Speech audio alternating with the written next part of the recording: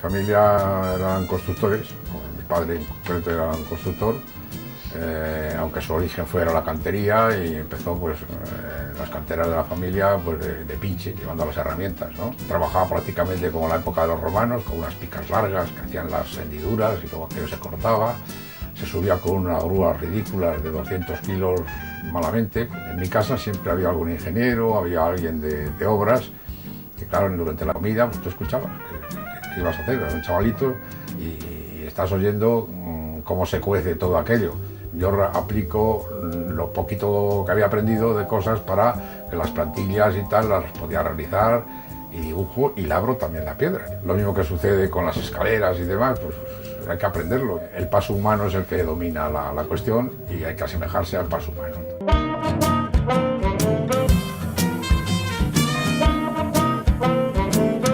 Cuando llega el momento de que yo tengo que hacer mi casa, pues me hago mi casa. Pero pienso los muebles de forma distinta de la habitual, no lo que encuentro alrededor. Entonces en el taller de carpintería pues empiezo a pensar en una mesa de comedor donde no estorben las piernas ni las patas a nadie, y cuento con un elemento central y una tapa, y las puertas de los armarios son correderas, y claro, pues resulta un dormitorio totalmente inusual, pero cómodo. Cuando hubo que ponerle nombre a las cosas, yo me acordé de las dehesas y fincas salmantinas.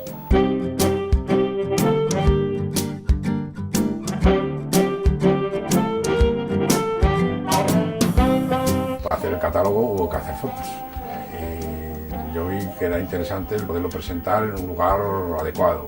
Fue el motivo de trasladar todo ese mobiliario para allá y de que amuebláramos la Plaza Mayor de alguna manera. El hecho de acercarnos al Puente Romano o el presentarlos con algún edificio detrás y tal, pues lo consideré un hecho natural, pero era justamente como raíz de dónde procede.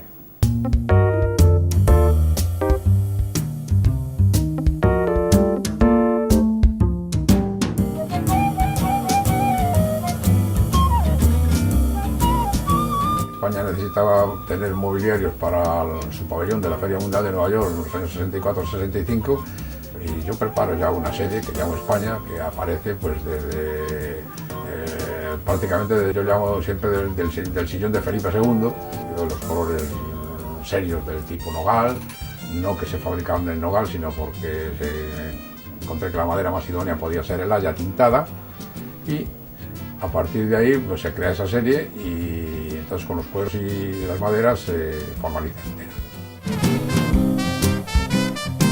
Las viviendas que se estaban haciendo pues necesitan muebles, y entonces hay gente que ya empieza a encargar, que si el armario, que si esto, que si lo otro, ¿no? Entonces lo que era carpintería de armar de madera, las cubiertas y tal, se transforma ya en una ebanistería general. Mi silla Ana la llevé en principio a Darro, y me vine con un contrato de 300 unidades al mes, y me vine con la pesadilla de ¿cómo demonios hago yo esto ahora? Y empezaron a producirse para tiendas de España, que llegamos a montar, me parece que fueron 32. Dentro de España hubo 32 provincias que tenían servicios nuestros.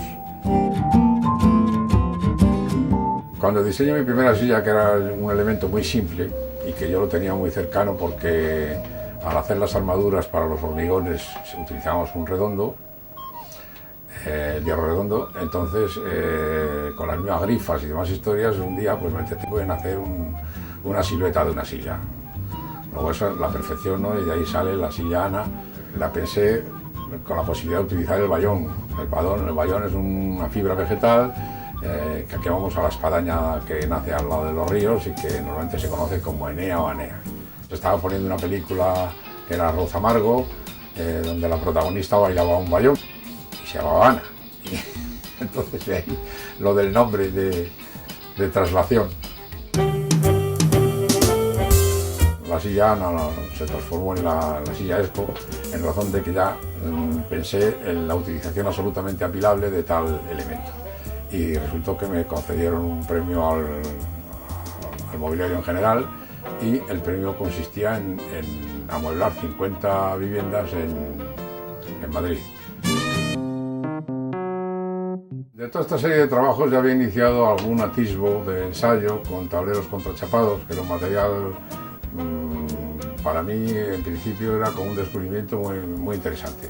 Entonces cuando me surge el amoblamiento de un hotel en Baleares, yo pienso que esto podría resultar válido para hacer unos lacados y presentar un mobiliario totalmente novedoso. Tenemos la pequeña mecedora David, que se creó justamente para un hijo mío, pero que bueno, luego ha servido para muchas cosas dentro de la serie Mediterránea.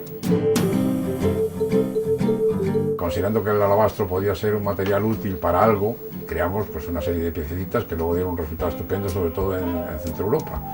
Eran prácticamente pues pequeños candelabros o más grandes candelabros, piezas en plan de tarros, jarros. Talleres Más, o Manufacturas Artesanas Salamanca, funcionaba independientemente de que yo hiciera construcciones de casas.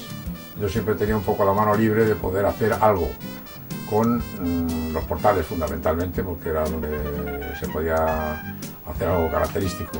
Por ejemplo, en Gran Vía 6 hay un portal en el que se utilizó un material novedoso en aquel momento, que era el Gresite.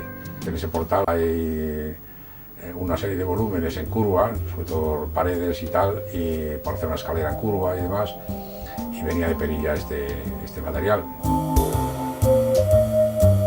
Me encargan un localito que se llama El Callejón, en el que la decoración se hizo original en el sentido de incorporar una calle de un pueblo. Entonces lleva sus ventanas, sus puertas, sus balcones. Luego se hace el camelot, que eso ya es otro cantar, porque se hace en lo que era un almacén de un convento, la Cilla, del convento de las Úrsulas, y pensando en que aquello tiene que durar, pues me hago una instalación concretamente de chapa de hierro, toda ella. Y las bóvedas se hacen también con trillaje de varilla de hierro. Y las paredes en piedra, pues resulta una cosa también novedosa e insólita y que ha funcionado perfectamente hasta el día. También se hace otra que es Morgana, que es otra instalación que es una discoteca, en la que se crea un elemento singular en la fachada. Un gran dragón, también siguiendo un poco los simbolismos de los libros.